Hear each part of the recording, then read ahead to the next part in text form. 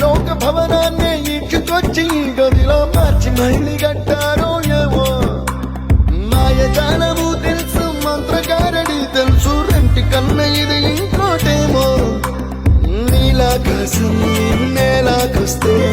ఇట్టాగే ఉంటాదో ఏమో ఈ సంతోషం దాచాలంటే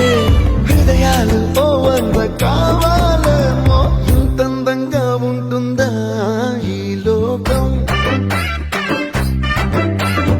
ఇన్నాళ్ళు ఈ మనసుకి తెలియాలేదే పాపం